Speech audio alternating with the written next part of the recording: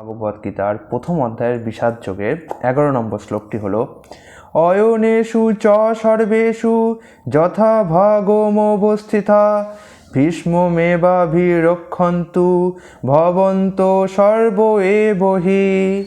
এর অনুবাদটা দেখি আমরা। এখন আপনারা সকলে সেনা ব্যূহের প্রবেশ পথে নিজ নিজ গুরুত্বপূর্ণ স্থানে স্থিত হয়ে পিতামহ ভীষ্মকে সর্বতোভাবে সাহায্য প্রদান করুন। আমরা এর তাৎপর্যটা দেখি। প্রভুপাদ কী দিয়েছেন শিল প্রভুপাদ। ভীষ্মের শৌর্যবীর্যের প্রশংসা করার পরে দুর্যোধন বিবেচনা করে দেখল যে অন্যরা মনে করতে পারে তাদের শৌর্যবীর্যের গুরুত্ব লাঘব করে হেয় করা হচ্ছে।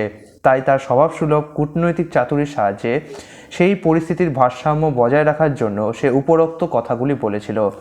এভাবে সে মনে করিয়ে দিল যে ভীষ্মদেব যতই বড় যোদ্ধাই হন না কেন তিনি বিদ্ধ হয়ে পড়েছেন, তাই তাকে রক্ষা করা উচিত। যুদ্ধ করতে করতে যদি তিনি কোথাও এদিকে যান একদিকে, তাহলে শত্রুপক্ষ সেই সুযোগ নিয়ে তাকে আক্রমণ করতে পারে। তাই অন্য বীর পুঙ্গবেরা যাতে নিজ নিজ স্থানে অধিষ্ঠিত থেকে শত্রু সৈন্যকে বুঝ ভেদ করতে না দেয়, তার গুরুত্ব সম্বন্ধে দ্রোণাচার্যকে দুর্যোধন মনে করিয়ে দিয়েছিল। দুর্যোধন স্পষ্টই অনুভব করেছিল যে কুরুক্ষেত্রের যুদ্ধে তার জয়লাভ সম্পূর্ণরূপে নির্ভর করছে কার ওপর? ভীষ্মদেব আর দ্রোণাচার্যের সহযোগিতার ওপর।